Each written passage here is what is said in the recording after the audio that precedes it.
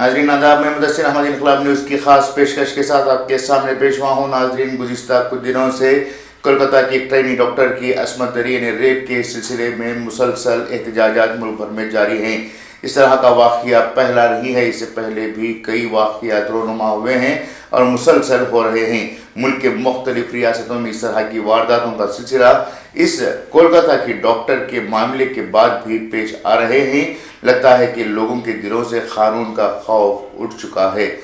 مسلسل ہو رہی اس طرح کی کارروائیوں سے لوگ پریشان ہیں۔ ماں باپ اس بات کو لے کر پریشان ہیں کہ آخر ان کے بچے محفوظ کہاں ہیں، ان کے بچے کیا اسکولوں میں محفوظ ہیں یا پھر اسپتالوں میں محفوظ ہیں یا پھر وہ بازاروں میں کھلے طور پر جا سکتے ہیں۔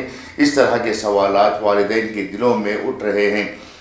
ایسے واقعات ہر دن ملک کے کسی نہ کسی کونے میں دکھائی دے رہے ہیں، خاص طور سے جو تعلیم یافتہ طبقہ ہے اس طبقے میں اس طرح کی کارروائیاں، اس طرح کے حادثات رونما ہو رہے ہیں، جو کہ تشویشناک بات ہے۔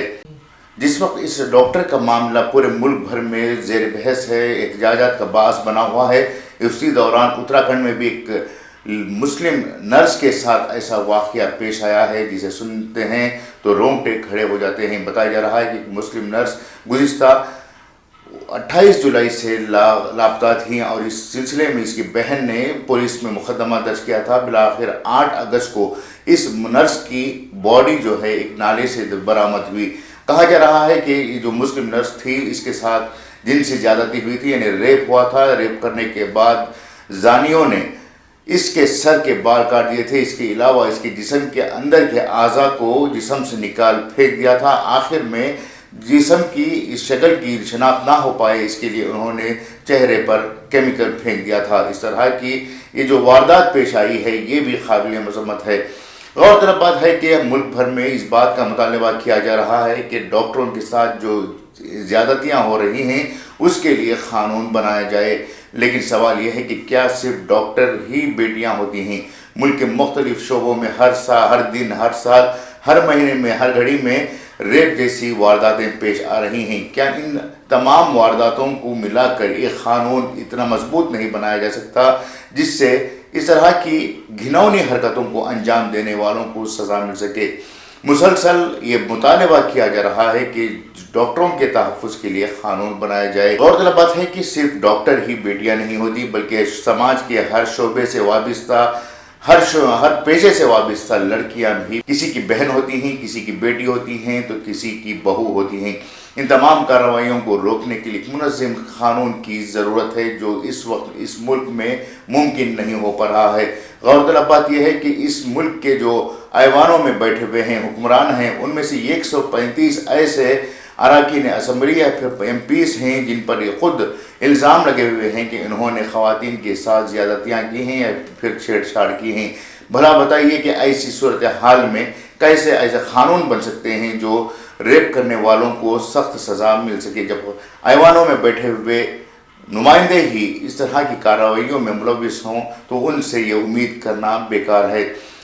اس کے علاوہ جو بلقیس بانو کا معاملہ پیش آیا تھا، گجرات کی جو بلقیس بانو تھیں ان کے ساتھ جو 2002 میں گھناؤنا واقعہ پیش آیا تھا، اس معاملے کے مجرموں کو عدالت نے یہ کہہ کر انہیں بری کر دیا تھا کہ ان کی زندگیوں میں بڑی پیمانے پر تبدیلیاں آئی ہیں اور حکومت نے سفارش کی ہے کہ انہیں رہا کیا جا سکتا ہے۔ اس بنیاد پر جب ریپ کرنے والوں کو عدالتوں سے یا پھر حکومتوں کے ذریعے سے کھلا چھوڑ دیا جائے تو مجرموں کے دل میں کیسے قانون کا ڈر پیدا ہوگا؟ غور طلب بات یہ بھی ہے کہ ہندوستان میں سال 2022 کے درمیان 32,000 ریپ کیس درج ہوئے ہیں، جس میں زیادہ تر جو معاملات پیش آئے ہیں وہ SC ST یا پھر OBC سماج سے تعلق رکھنے والی ہیں۔ ایسے میں صرف ڈاکٹر یا پھر انجینئر یا پھر پولیس اہلکار کے معاملے کو لے کر قانون بنانے کے بجائے ملک کی عدلیہ جو ہے ایک ایسا قانون بنانے کے لیے ترجیح دے جو کسی بھی سماج کی لڑکی کے ساتھ ہونے والی زیادتی پر سخت قانونی کارروائی کر سکے۔ جس طرح سے خلیجی ممالک میں ریپ کے معاملات کو لے کر سخت قانون بنائے گئے ہیں یا پھر شریعہ اللہ کے تحت جس طرح کے قانون بنائے گئے ہیں یا پھر دوسرے جو یورپین کنٹریز میں موت کی سزا دی جاتی ہے، اسی طرز پر اگر بھارت میں بھی فوری طور پر ان معاملات کو سنوائی کرنے کے بعد موت کی سزا دینے کا طریقہ اختیار کیا جاتا ہے تو شاید یہ کام काफ़ी हद तक कंट्रोल किया जा सकता है। भारत भर में जो रेप की वारदातें पेश आ रही हैं, उन रेप की वारदातों में सिर्फ बाहर के लोगों का हाथ होने की खबरें नहीं आ रही हैं, बल्कि ऐसे रिश्तेदार जिनसे काफ़ी उम्मीदें होती हैं कि वो अपनी बच्चियों को, अपने बच्चों को तहफ़्फ़ुज़ फराहम कर सकते हैं। कई बाप अपनी बेटियों के साथ जिनसी इस्तेहसाल कर रहे हैं, कई दादा या फिर नाना अपनी नवासियों या पोतियों के साथ जिनसी इस्तेहसाल कर रहे हैं, चचा अपनी भतीजी के साथ इस तरह की वारदात अंजाम दे रहा है, मामू अपनी भांजी के साथ इस तरह की गलत काम अंजाम दे रहा है। जब रिश्ते ही ऐसे घिनौने होने लगेंगे तो बाहर के लोगों से क्या उम्मीद की जा सकती है।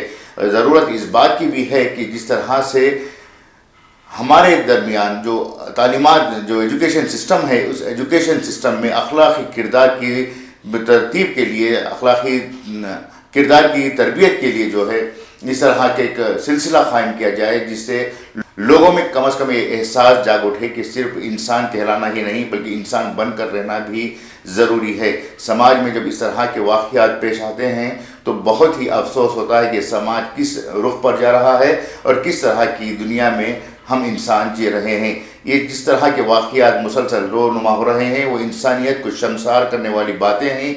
इस तरह की बातों को रोकने के लिए सख्त क़ानून को तश्कील देने की ज़रूरत है और ये उसी वक्त मुमकिन हो सकता है जब हमारे समाज के जो नुमाइंदे हैं वो ख़ुद ऐसे बदअखलाक़ियात से दूर हों, और ऐसे समाज की तामीर उसी वक्त मुमकिन हो सकती है जब अदालतें इन मामलात को लेकर सख्त रवैया इख्तियार करें।